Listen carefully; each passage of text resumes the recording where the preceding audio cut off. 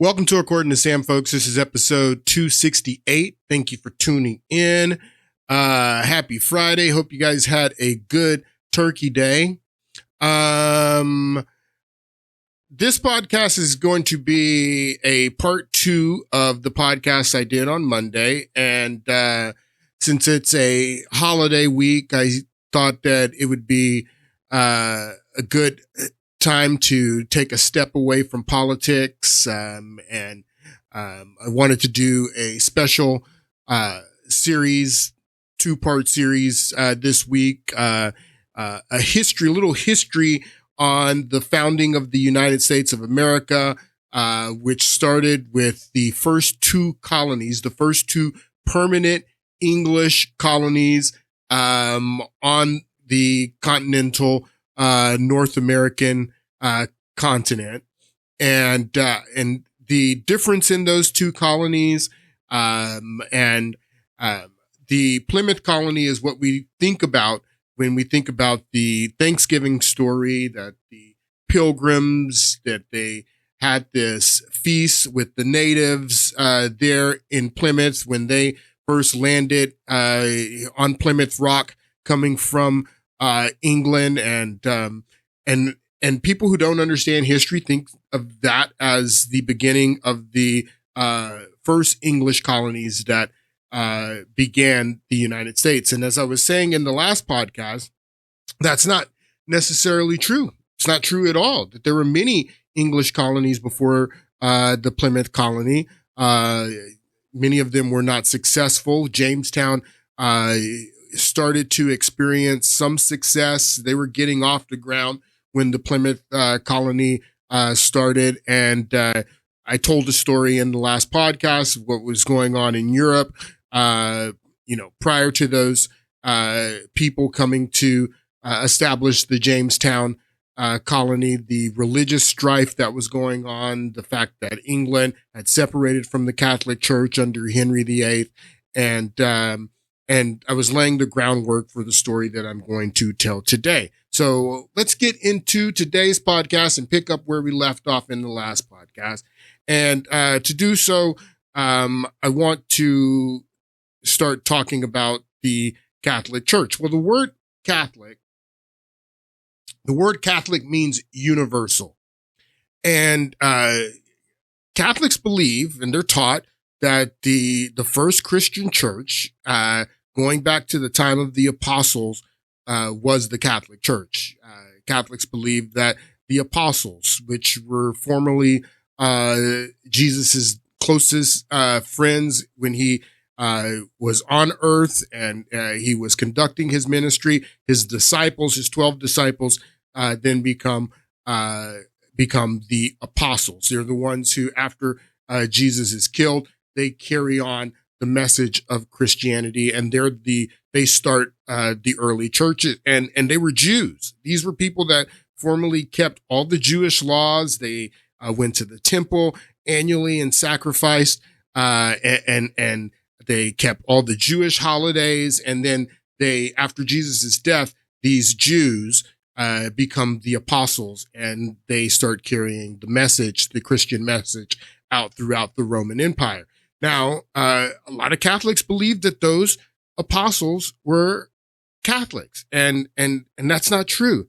The very first church, going back to Pentecost, the church that is written about in the book of Acts, that you can go to the Bible and read about, that was not a Catholic church. That was the apostolic church. Those were the apostles, and they were the ones who were establishing the church.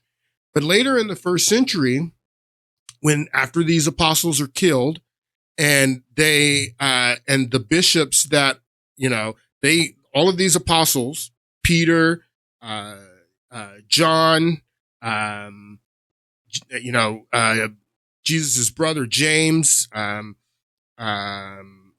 Paul, of course, they're going all around the Roman Empire, and they're establishing churches. So when they're killed and these apostles are dead, then these churches that they've established have bishops, and these bishops were directly connected to the apostles. And then when those bishops die, they train other bishops who take over and start teaching those churches and grow the churches and establish other churches, and then those bishops die, and then other bishops arise. And then you start getting into the 2nd century, and there's all kinds of people calling themselves Christian bishops.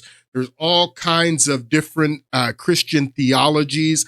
There's all kinds of different Christian creeds, and there is no universal church. The Catholic means universal, and there was no universal creed or universal theology or a universal beliefs as far as what Christianity was until the 4th century. And that's what the Council of Nicaea the Council of Nicaea was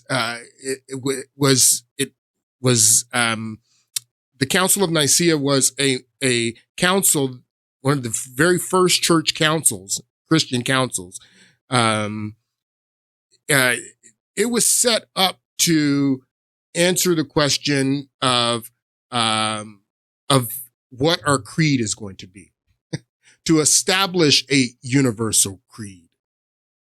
And what you get out of the Council of Nicaea, you get the very first universal Christian creed, the Nicene Creed. There was no universal creed before the Nicene Creed. There was no universal theology before the Nicene Creed. So this is when the Catholic Church begins. It begins in 325 during the Nicene Council, when they established the first universal Nicene Creed. That's what the word Catholic means. It means universal.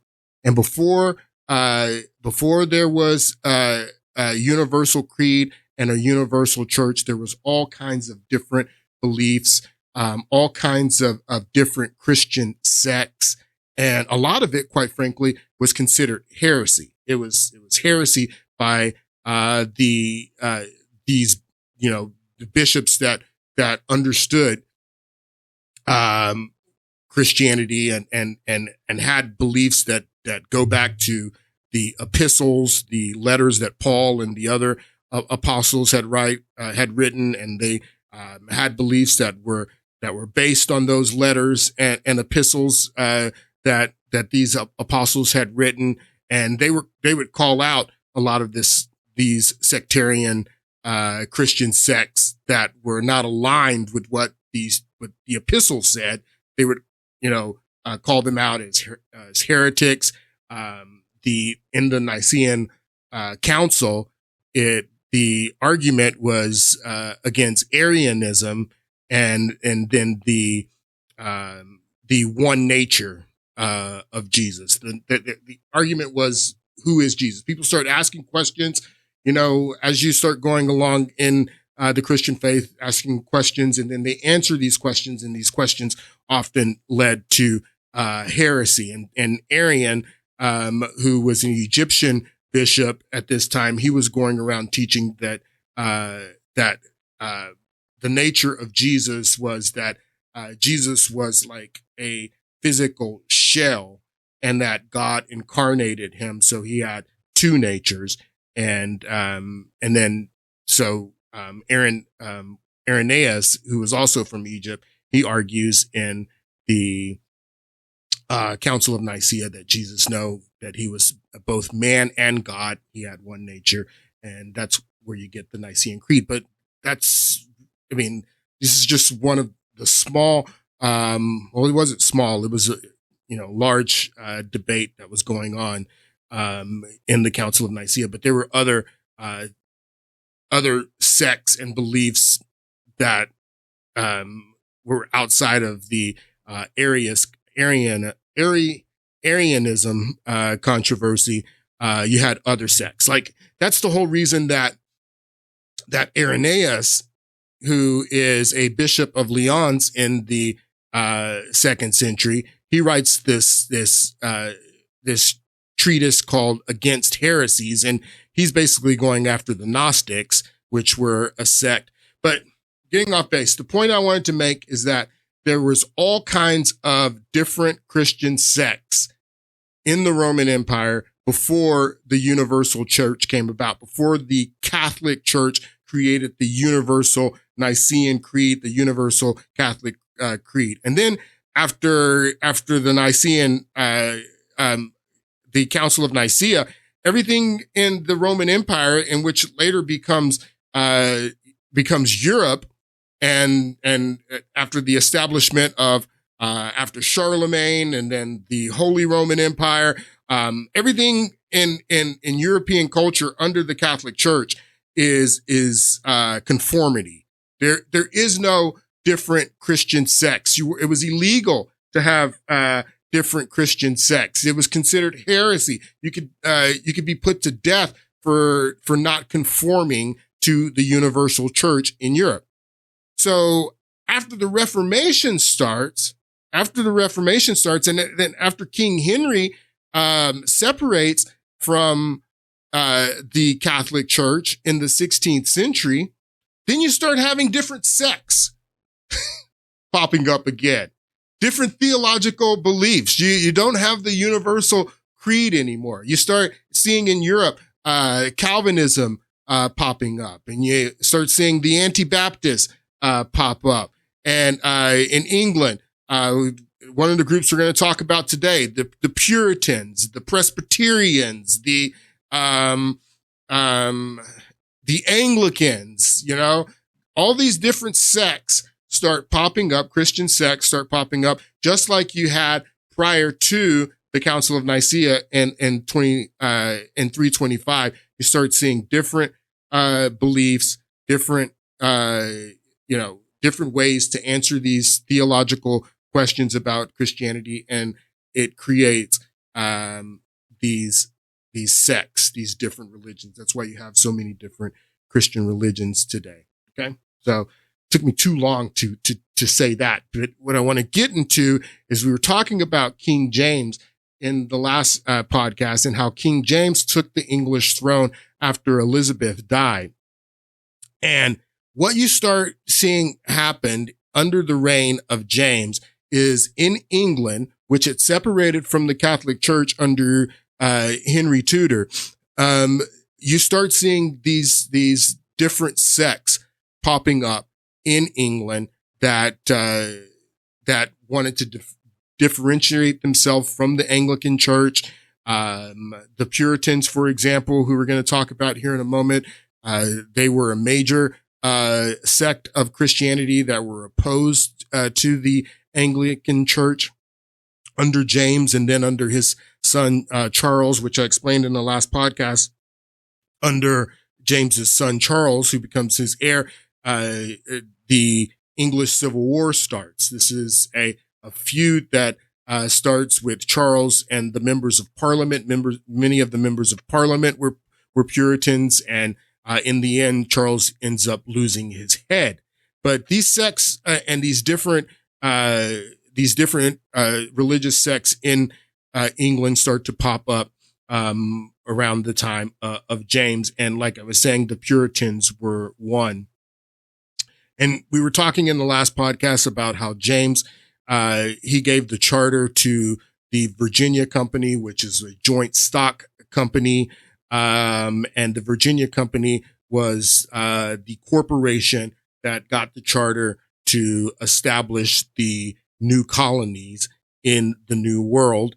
And the first colony was the Jamestown colony, which we talked about in the last podcast. Jamestown, Virginia. Jamestown named after King James, Virginia, named after the Virgin Queen, Queen Elizabeth. Well, the Plymouth colony, or Plymouth Company, which established the Plymouth colony, they gave the Plymouth Company gave the land grant to the people that would establish the Plymouth colony.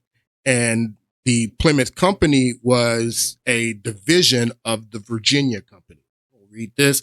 It says the Plymouth Company, officially known as the Virginia Company of Plymouth, was a company chartered by King James in 1606. And I want you to notice this because the portion in red here is the Virginia Company of London. The portion in green here is the land grant that the Plymouth Company got.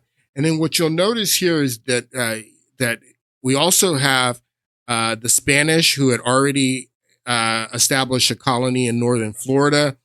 You have the French that had already established a colony in Canada, in Quebec. So at the same time that the English, these are what I'm telling you is only about what the English colonies were, and it's important because the English were different.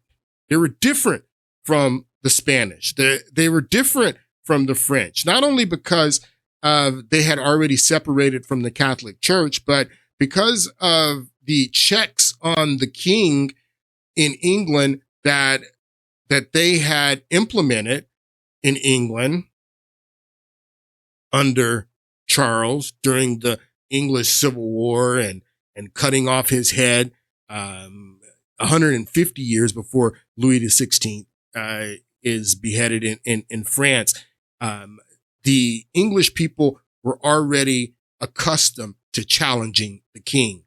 In Spain, the king had absolute power. In France, the king was an absolutist. King Louis XIV, he says, "I am the state." But the English king, particularly the Stuarts who had come from Scotland to rule, they didn't have the same type of power in England.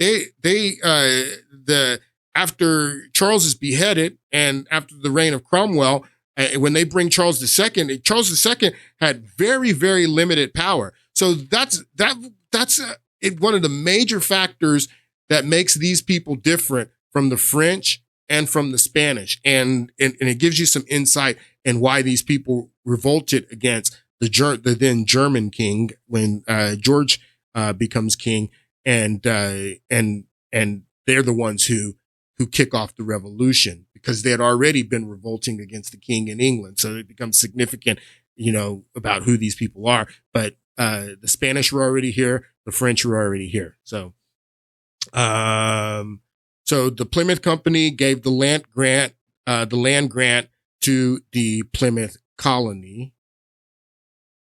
And the Plymouth colony was started by a group of Puritans. Like I was just explaining to you, Puritans were a particular sect of Christians in England, and they were opposed to the Anglican Church. And there were tons of Puritans. The Puritans that established the Plymouth colony were just a small sect of the Puritan sect. Here, let me read this. It says, Puritans were English Protestants in the 16th, 17th centuries who sought to rid the Church of England of what it considered Roman Catholic practices, maintaining that the Church of England had not fully reformed and should become more Protestant.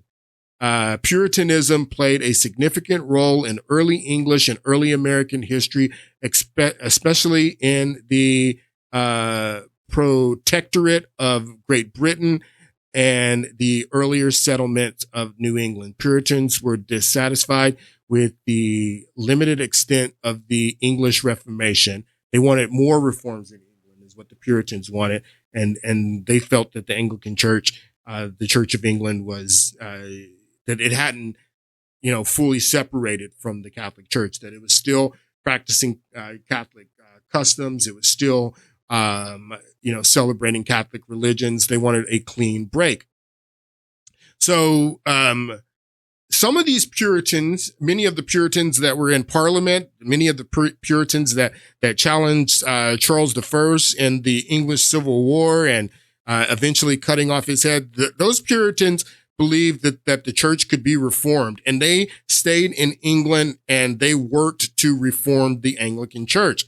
But there were a small group, the group that founded the Plymouth colony, that believed that it was a waste of time trying to reform the church, and they wanted to leave. They wanted to come to the New World, and they just wanted to start something brand new because the Anglican Church could not be reformed. All right, let's get to our first video and take a listen. When on September 6th, 1620, an aging 180-ton ship called the Mayflower weighed anchor off Plymouth, off the south coast of England, and set out on her own across the North Atlantic on what would prove to be one of the most historic voyages of the millennium. It's worth reminding ourselves that at the time they were a very, very small group of very extreme people. And if we'd never heard of them ever again, nobody would be surprised. And most English people thought that they were well rid of them. The fact that they are in the long term extraordinarily successful, that they found the world's greatest democracy, throws retrospective lustre. They are, one might say, if you wanted to be critical, they're religious nutters who won't settle for anything except the most literal reading of the Bible. They're religious nuts, is what she says. These are religious nuts that the English people were happy to get rid of these people. And the fact that they would establish one of the greatest democracies in the history of the world is, I mean, it's what they would call it providence.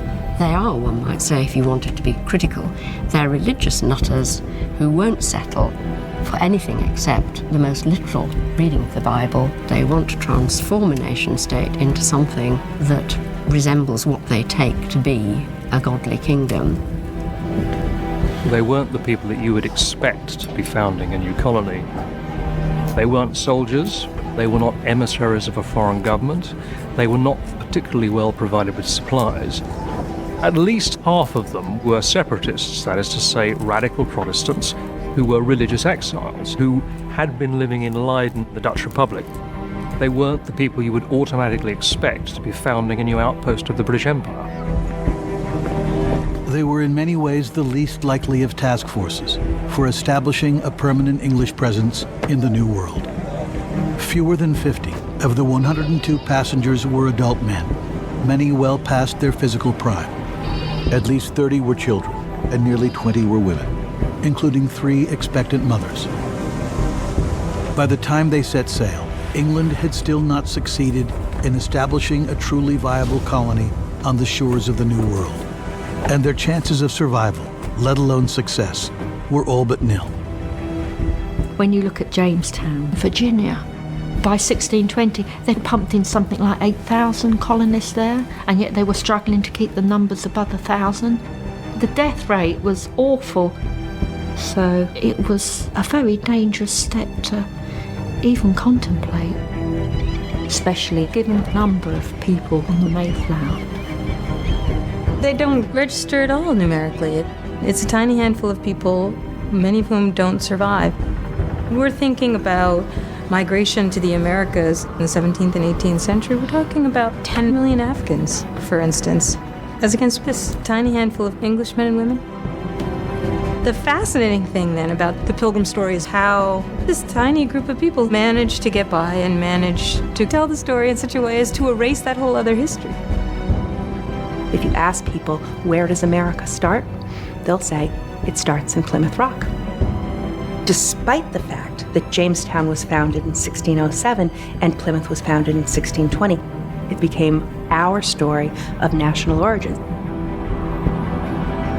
Somehow, with the passage of time, the arrival of this frail, unlikely band would come to be seen as the true founding moment of America, and the story of their coming enshrined as the quintessential myth of American origins.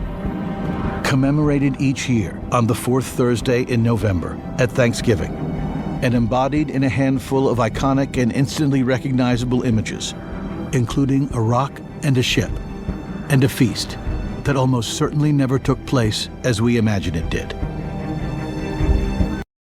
All right, so that's who those people were. And I want you to look at this map. Like I was telling you that St. Augustine was a British colony that had already been established, Catholic. Quebec was established by the French, Catholic. The English colonies. These people were not Catholics, and they were very religious. They were religious extremists, the extreme of the Puritan. And Jamestown was already established, and when the people left Plymouth, the port of Plymouth in England to come to the New World. Now, when they left, they were, the land grant that they received was for them to,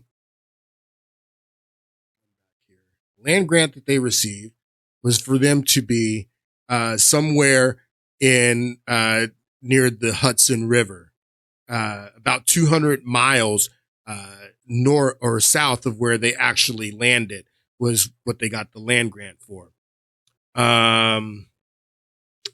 Also, I want you I'll get back to that in a moment. I want you to understand how different these people were, the people who established the Jamestown colony and the people who established the Virginia colony. And like I was telling you, that there's two threads that both of these colonies established that carry on through the colonies and the creation of the United States of America, and still two threads that are very present in the United States of America today. And those two threads are the religious thread, the religious, particularly Christian thread that is one of the founding themes of the United States of America. That's why people believe that this is a Christian nation. All this talk in the election about Christian nationalism and all this stuff. Well, yes, you would believe in Christian nationalism if you understand the Plymouth colony and the theocratic Puritan society that they created. They created a Puritan society. But in Jamestown was set up as a joint stock company. It was based on capitalism. It was based on profit.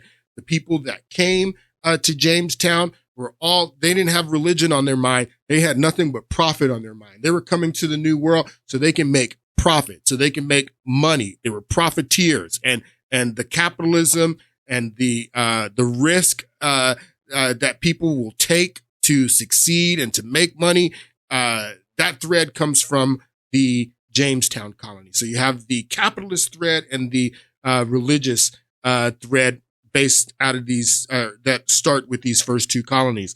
And these people, the people that came after these colonies were established and set up, the people that came, decades over the next, 50 to 100 years, the people that came, there were different people from England, migrated to Jamestown, and then would become the southern states. Then the people that migrated to the New England area, they came from different areas of England. They were different people, and the two colonies were different. We're going to read this. Jamestown and Plymouth were two English colonies in North America that differed in the reason for their settlement. So this is a major difference. Is the reason for their settlement is Jamestown was founded as economic reasons, while Plymouth was founded for religious reasons. Their climate and soil in Jamestown had a warm climate. It was fertile. Plymouth had cold climate, thin and rocky. Why is this significant? Because in the South, they became focused on their cash crops, first tobacco and then cotton. And the climate and the fertile soil made it a perfect place for agricultural developments like tobacco and cotton. And that's, the colony was founded for economic reasons, so those became cash crops. And because they were agricultural and focused on these cash crops, they needed labor. And this is why slavery is introduced in the South in such a major way and not in the North.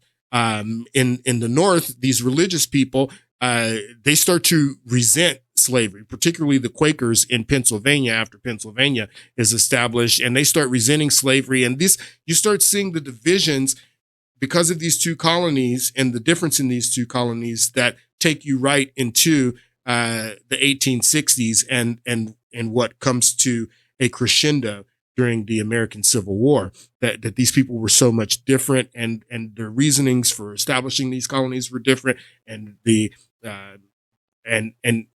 introduction of slavery into the agricultural South.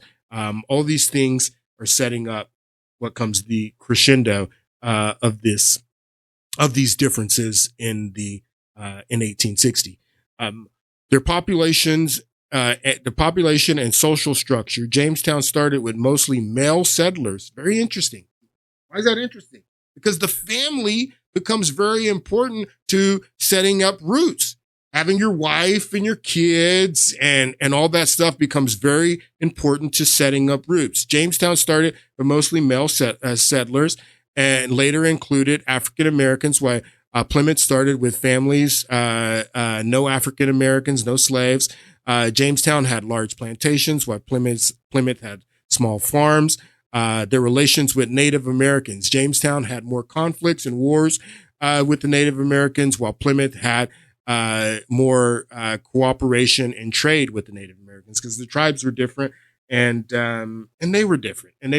So we played a little bit of this clip in the last podcast. I want to play this to highlight some of the differences in these two colonies and who these people were. The English arrive This is the Jamestown colony. This clip is about Jamestown. Prepared for this new world. The English arrive unprepared for this new world and unwilling to perform manual labor. Instead of livestock, they brought chemical tests for gold that they never find. Now listen to that. Instead of livestock, the people, the prospectors that come to Jamestown to prospect, they come with chemicals to test metals, to test gold that they've found, which they never find. They don't come with livestock. They don't come prepared. They come looking for money. That's what they're coming from. Mostly men, without any women, and they come with chemicals to test metals. Now, look at how different the people who established Plymouth are and what they come with. These are a different breed of settler, a group of religious dissidents with faith at the center of their lives. They made the dangerous Atlantic crossing, seeking religious freedom in the New World.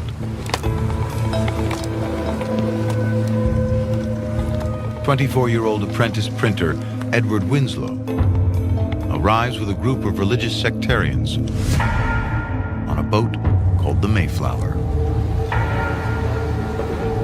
By April 1621, their settlement is taking shape. The Mayflower returns to England.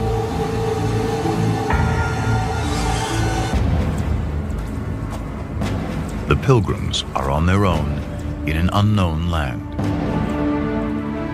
A great hope and inward zeal we had of laying some great foundation for the propagating and advancing the gospel of the kingdom of Christ in those remote parts of the world.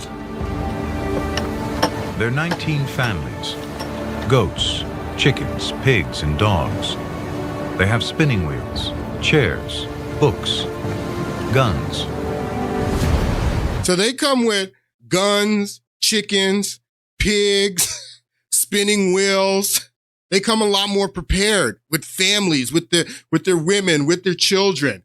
They're in a totally different situation when they land on Plymouth Rock than the people in Jamestown. Now, the Mayflower Compact. Let's talk about the Mayflower Compact and what it is. And to do so, let's listen to this clip. Bet you've heard stories about the Mayflower landing. But how exactly did a shipload of lost colonists influence our country's founding fathers? The story begins with a group of English people called the Pilgrims heading across the ocean to a new world for a better life on a ship called the Mayflower. On board were another group of people the Pilgrims called the strangers, made up of merchants, skilled workers, craftsmen, servants, and even a few orphans. So that's something that's important to understand. Not everyone who was on the Mayflower that came over on this mission to establish this colony was part of this Puritan group, this religious separatist group. There were other people that were on the voyage that came with them that were part of the Plymouth Company that the Plymouth Company had established. So not everybody on the ship was, and this is why they had to create the Mayflower Compact, because not everybody was a member of their church. King James I had given them permission to settle in the Virginia colony.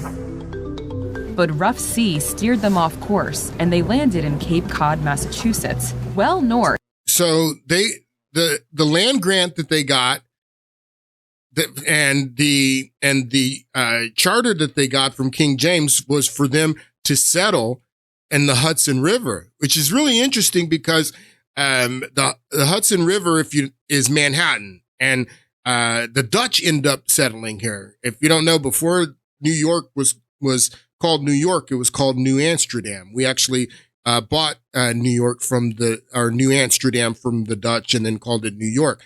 But the Dutch weren't here when the Plymouth colony set out, and they got the land grant, and they were supposed to settle the colony there at the Hudson River, and the winds steer them off course, and they're up here in Massachusetts, and they're basically outside of the territory where they had gotten the land grant. So being outside of that territory, they were outside of the legal laws of the King of England, because there was no colony there. There wasn't a colony. They were in no man's land. So they had to create their own laws. They had to create their own constitution. And that's what the Mayflower Compact is. Landed in Cape Cod, Massachusetts, well north, more than 200 miles away from their intended destination. The place where the ship anchored had no colony, no English settlement, and no laws. So the Pilgrims and strangers needed to establish new rules to help them live together and survive. They eventually came to an agreement before leaving the ship. We call their agreement the Mayflower Compact. So the Mayflower Compact becomes their constitution. This is the first time that they are establishing a constitution that is separate from the laws of the King of England. Together, they built a settlement and named it the Plymouth Colony after the English town where they had set sail from months before. Life was hard. More than half of the settlers died that first harsh winter.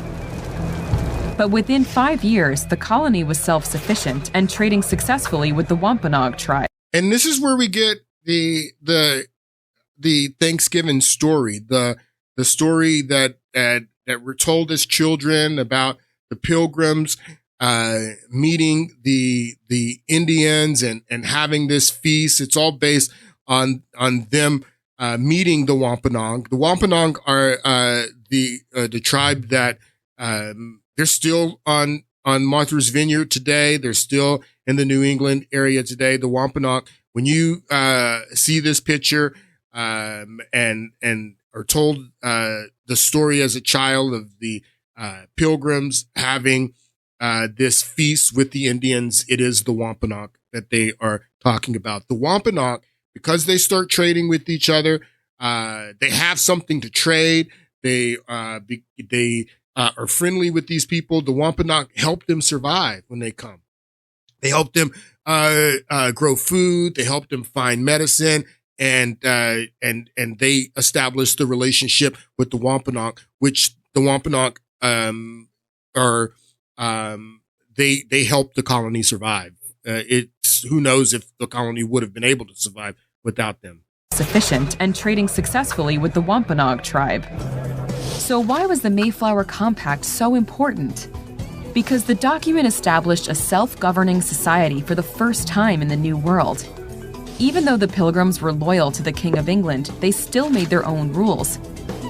and they worked together for the common good.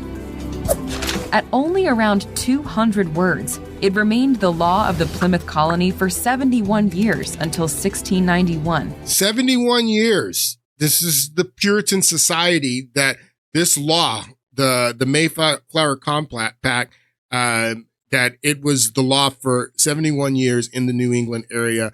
And this is where the Puritan society, the Puritan culture comes from, based on not English law, the Mayflower Compact. And it went on to inspire the founding fathers when they created the Declaration of Independence and the framers of the United States Constitution.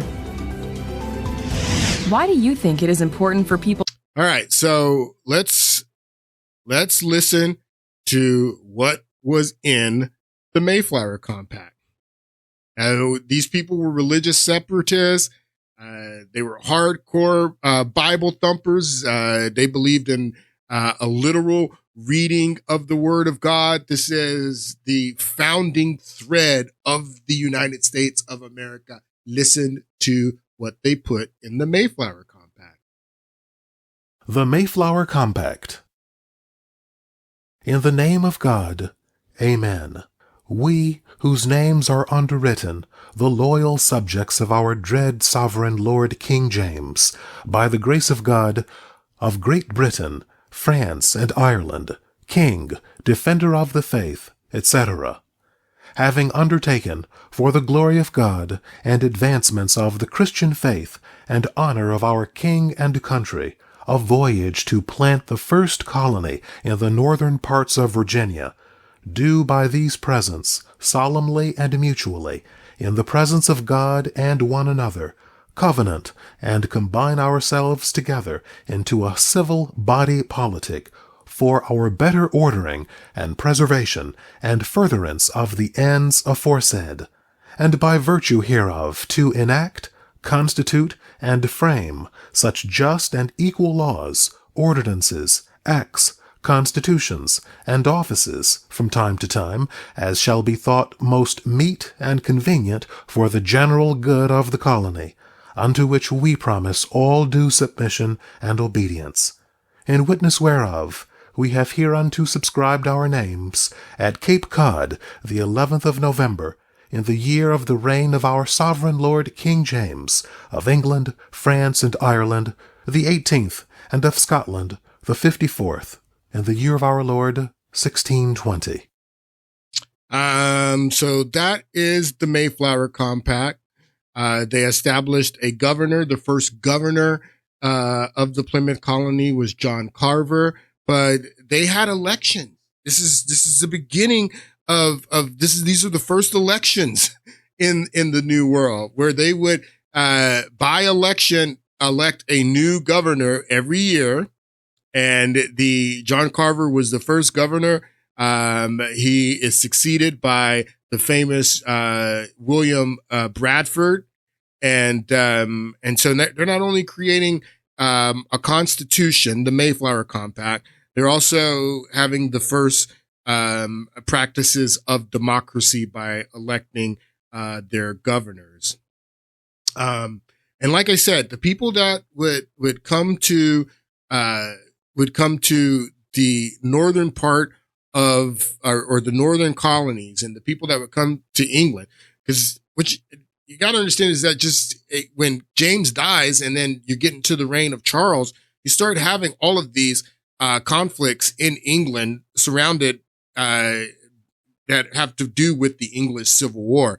And the Parliament there in England, they are restricting the power of the king, and this becomes very important when the German kings come over, when George comes over after William and Mary. When they bring George over from Germany, that guy, he can't even speak any English. Well, he only speaks German. And the reason that they bring him over is only because he's Protestant, and they're still afraid that a king is going to try to take them back to Catholicism. And the Windsors, they changed their name from Saxe-Coburg-Gotha because they are German. The Windsors are German. They come from from George 1, George 2, and George the third is when the revolution happens. But when the German kings come over, they had already restricted the power of the king under the Stuart dynasty, under Charles, and the Germans come in, and they believe in absolute power. They don't understand the mindset of these English. These English, they started to lose respect for the king. I don't know if it's lose respect, but the power of the king was just the Catholic kings throughout Europe that had absolute power were different from the English kings. I'm trying to explain to you how the revolution happens, how these English colonists, because of who they were and what they had gone through in England, with the king through establishing, Magna Carta. From Magna Carta through to the English Civil War, you had things like the Petition of Right. Let's read this. The Petition of Right was passed on June 7th, 1628, is an English constitutional document setting out specific individual protections against the state, reportedly of equal value to the Magna Carta. So the Petition of Rights is reportedly equal value to the Magna Carta, where it is setting out rights for the citizen, restricting what the king can do. Things like habeas corpus and stuff like that come out of this period where the king is being restricted.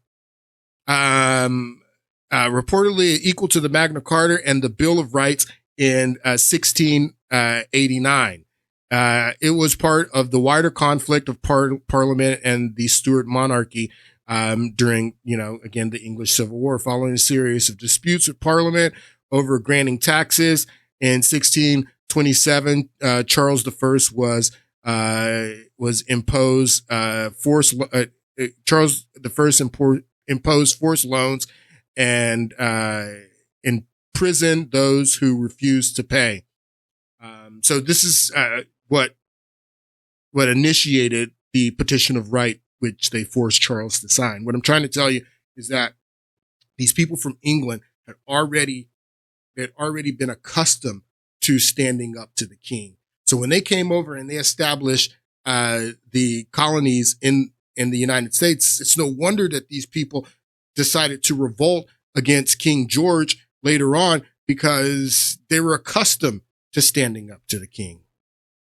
All right. So I got about 10 minutes left, and I want to play a little bit of this audiobook. This is from Thomas Sowell's, Black Rednecks and White Liberals. And this is a great book. If you've never read this book, I highly recommend this book. But I'm going to play from the audiobook, and at the same time I'm playing from the audiobook, I'm going to go through the text here. And in this book, Thomas Sowell, he explains the difference of these people that migrated from England to the Jamestown colony, and then what becomes the southern colonies, and the people that migrated to New England, the Plymouth colonies, Boston, and where they came from in England, and how different they were. Let's take a listen. Redneck culture. Emigration from Britain, like other migrations around the world, was not random in either its origins or its destinations. Most of the Britons who migrated to colonial Massachusetts, for example, came from within a 60-mile radius of the town of Haverhill in East Anglia. Most of the people who migrated to colonial Massachusetts came from a 60-mile radius of Haverhill in East Anglia. Okay, so the map's here. So the people that migrated mostly to the northern New England area, and what had started with the Plymouth colony and the Puritan culture that was established there by the Puritans. Most of the people who migrated there in the decades after 1620 came from a 60-mile radius in this circle right here. So you see London is here. You have Cambridge here. Haverhill is not marked here, but it's just south of Cambridge. This area of England is very cultural. It is very elitist. It is the urban areas. I mean, it's the difference of urban life versus the rural life, and as you're going to see as we go further into this reading from Thomas Sowell, is that most of the people that migrated to the southern states, Jamestown and what becomes the southern colonies, they come from up near Scotland, from these rural areas. They're not very cultured. It's not metropolitan. It's a very different area up here than the people that came from down here, just outside of London, near Cambridge. And that's what he's saying. So most of the people that migrated to the northern part of the United States came from the metropolitan cultured areas of London, is what he's saying. Most of the Britons who migrated to colonial Massachusetts, for example, came from within a 60-mile radius of the town of Haverhill in East Anglia. The Virginia aristocracy came from different localities in southern and western England. Most of the common white people of the South came from the northern borderlands of England. For centuries, a no-man's land between Scotland and England, as well as from the Scottish Highlands and from Ulster County, Ireland. All these fringe areas were turbulent, if not lawless, regions, where none of the contending forces was able to establish full control and create a stable order. Whether called a Celtic fringe or North Britons, these were people from outside the cultural heartland of England, as their behavior on both sides of the Atlantic showed. Before the era of modern transportation and communication, sharp regional differences were both common and persistent. In some of the counties of colonial Virginia, from nearly 3/4 to 4/5 of the people came from northern Britain, and similar proportions were found in some of the counties of Kentucky and Tennessee, as well as in parts of both the Carolinas. Although they predominated in many parts of the South, such people also had some northern enclaves in colonial America, notably western Pennsylvania, where Ulster Scots settled. What is at least equally important as where particular people settled is when they emigrated from the borderlands, Ulster, and the Scottish Highlands. Scotland in particular progressed enormously in the 18th century. The level from which it began may be indicated by the fact that a visitor to late 18th century Edinburgh found it noteworthy that its residents no longer threw sewage from their chamber pots out their windows into the street, something that passers-by had long had to be alert for to avoid being splattered. Such crude and unsanitary living had long been characteristic of earlier times, when rural Scots lived in the same primitive shelters with their animals, and vermin abounded. So what is Thomas Sowell saying here? He's saying that the people that migrated from Cambridge and outside of London, that they were more cultured, they were more cultured. Cultured's the word, I guess, that he says, that they were more elitist. They were better educated. Oxford is here, but you also had a college there in Cambridge as well. You had the arts and entertainment going on, particularly during the era of Elizabeth, because you had the Shakespearean plays, but even after Shakespeare dies, you still had plays and the symphony and the ballet and all that stuff going on down here.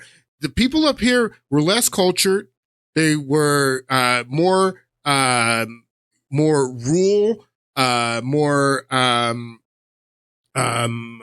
uneducated, unsophisticated. So that gives you some insight in these two colonies and the North and the South, and how these people ended up being so different again. And not only that, the early threads of the capitalist thread in the South and the religious thread in the North, but these people had cultural differences, and they came, from the same island, but they were, as different as night and day is what I'm trying to tell you. And these different people end up coming together, which was a huge thing, when they decided to join together, to oppose King George and start the Revolutionary War. What happened here? I wanted to show you guys this. Anyway, I was going to show that to you, this chart that was going around, showing how even to this day, it was showing that that the Democrats in this last election won every single county in this is the Democrats are passing this chart around, but it's showing that every single county that in Massachusetts was won by Democrats. And then it shows the education level of the people there in Massachusetts and how they're the most educated to this day. And yes, I mean, that's not a big surprise is what I was going to show you that chart. And explain to you that it's not a big surprise that Massachusetts would have the most educated populace in the country today, because that goes back to the 16th, 17th century. So I want to play this. This is from Thomas Sowell himself. He's the author of the book that we were just reading from, Black Rednecks and White Liberals. I was talking about how because Jamestown and the southern states became focused on their cash crops, first tobacco and cotton, and how slavery had to be introduced into the southern states, and how the slavery dispute is one of the major disputes that leads to the conflict between these two different cultures in the 1860s. But I want you to listen to what Thomas Sowell says here about slavery. I think it's very interesting, and then I'm going to elaborate on it, and then we'll be done after that. But take a listen. Slavery was much bigger and involved infinitely more people than people have realized. It was not confined by race. It was not defined by race or created by race.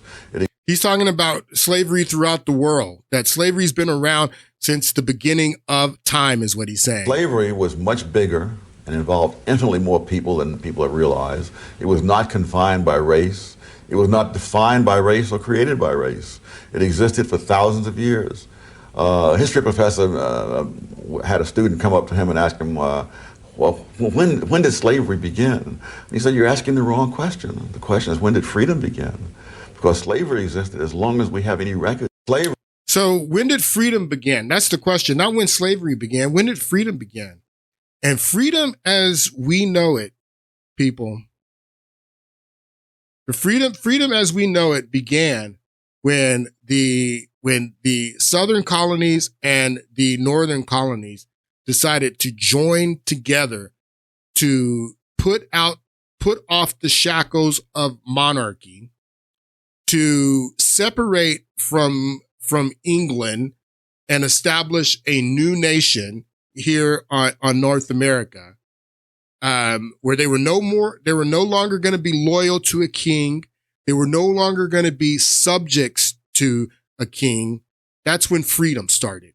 It started here in the United States. The English colonists that started the American Revolution were the first revolution against monarchy and against the colonial states. The Spanish colonial empire, it wasn't first to be challenged. The French colonial empire wasn't first to be challenged. The first colonial empire that was first to be challenged was the English colonies, and they were the first globally before India breaks away from English colonial rule, before Haiti breaks away from French colonial rule, before Mexico breaks away from Spanish colonial rule, these English colonists were the first to break away from English colonial rule. And they're actually, if you read the people who start these revolutions in all these places, like in Haiti, Toussaint, he says that Toussaint says, I got the idea to start this revolution because of the Americans. Juan Hidalgo in Mexico, when he starts the revolution in Mexico against the Spanish, he says, I got the idea that we could do this because we saw the Americans do it. In India, they saw the Americans do it first. So they got the idea that they can do it. These were the first. And this is when freedom started. Freedom started when they fought the American Revolution. They separated from England and then established a new nation. Now, everyone wasn't free. You still had slavery in the South, but you wouldn't have had a franchise to end slavery and for people that were formerly slaves to be accepted into or to be a part of these people that were formerly slaves and now are free. There would have been no franchise for them to join if these people hadn't set up the franchise by fighting the American Revolution, establishing a new nation. It's just if you know this history, it's just a magnificent and it's just a beautiful story when you think about it. If you know the history.